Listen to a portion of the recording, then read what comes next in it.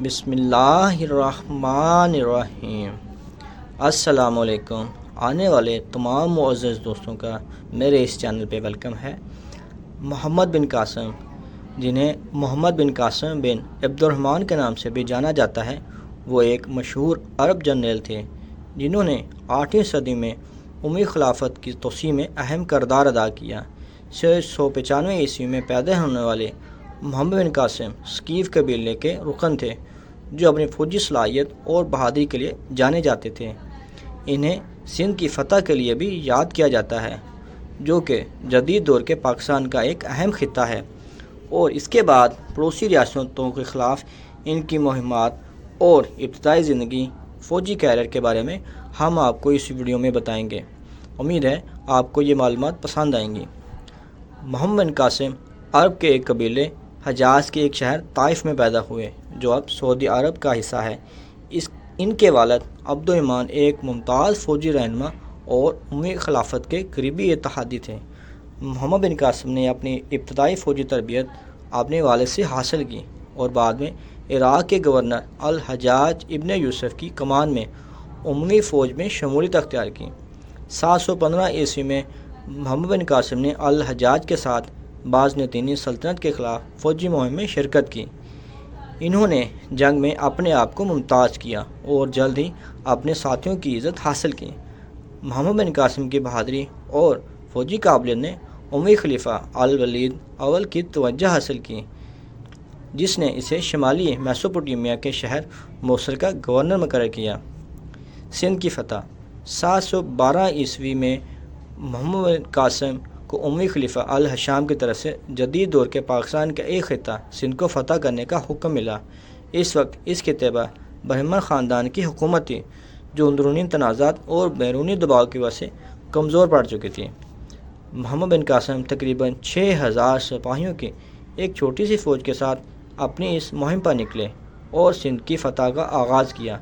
محمد بن قاسم کی فوج کو برہمن افواج کی طرف سے سخت مزاحمت کا سامنا کرنا پڑا، جس کی قیادت شہزادہ راجہ دہر کر رہے تھے، جو عرب حملہ آوروں کے خلاف اپنی سلطنت کا دفاع کرنے کے لیے پرعزم تھے۔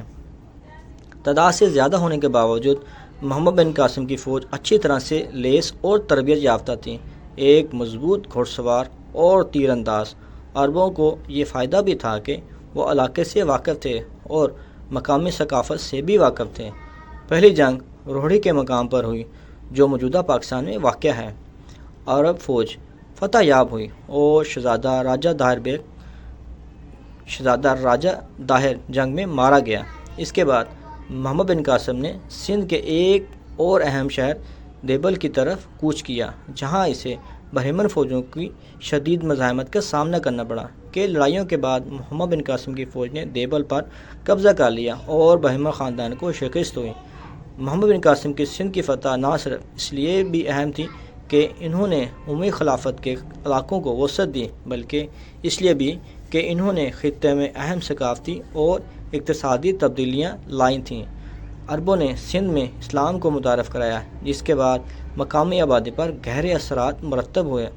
انہوں نے تجارتی راستے، تجارتی مراکز بھی قائم کیے، جس سے معاشی ترقی اور ترقی میں آسانی ہوئی۔ پڑوسی ریاستوں کے خلاف محمد بن قاسم کی مہمات۔ سندھ کو فتح کرنے کے بعد محمد بن قاسم نے اپنی توجہ پڑوسی ریاستوں کی طرف مبذول کرائی، جنہوں نے عرب حکمرانی کو تسلیم کرنے سے انکار کر دیا تھا۔ انہوں نے ملتان اور منصورہ کی سلطنتوں کے خلاف مہم شروع کی جو موجودہ پاکستان اور افغانستان میں واقع تھیں۔ ملتان کے خلاف مہم خاص طور پر قابل ذکر تھی کیونکہ اس میں ملتان کے بدھ بادشاہ خراسان شاہ کے خلاف کئی جنگیں شامل تھیں۔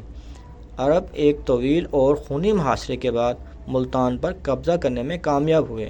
منصورہ کے خلاف مہم اس لیے بھی اہم تھی کہ اس میں کابل کے بادشاہ زنبیر کے خلاف لڑائی شامل تھی، جو اپنی بہادری اور فوجی صلاحیت کے لیے جانا جاتا تھا۔ اگرچہ محمد بن قاسم کی فوج کی تعداد بہت زیادہ تھی، لیکن وہ زنبیل افواج کو شکست دینے اور منصورہ پر قبضہ کرنے میں کامیاب رہے۔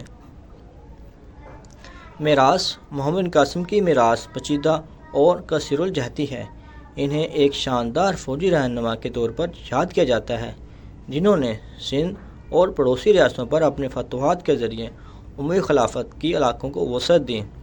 ان کی مہمات نے خطے میں اہم ثقافتی اقتصادی تبدیلیاں بھی لائی ہیں، تاہم محمد بن قاسم کی فتوحات بہت سی مقامی آبادیوں کی نقل مکانی اور تبدیلی کا باعث بھی بنی۔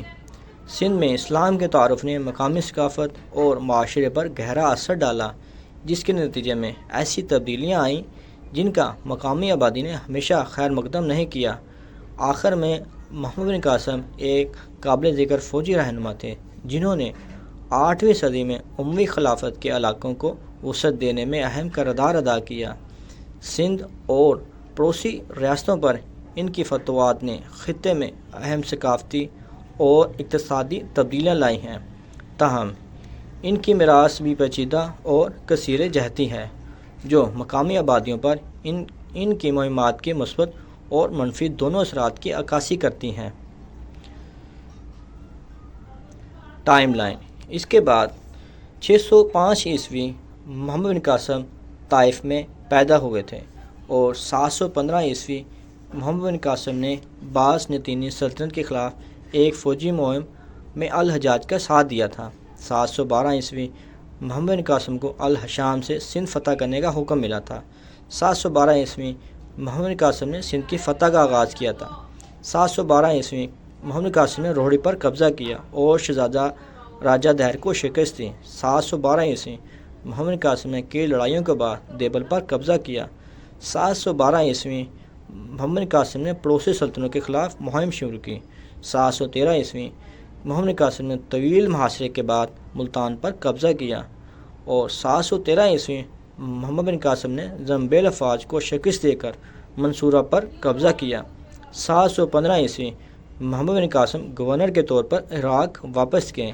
720 عیسوی محمد بن قاسم بازنطینی فوج کے خلاف لڑتے ہوئے جنگ میں شہید ہو گئے۔ براہ کرم نوٹ فرما لیں، فراہم کردہ معلومات تاریخی ریکارڈ اور آن لائن دستیاب اکاؤنٹ پر مبنی ہے۔ اپنا اور اپنے پیاروں کا خیال رکھیں۔ بہت شکریہ۔ السلام علیکم۔ جزاک اللہ۔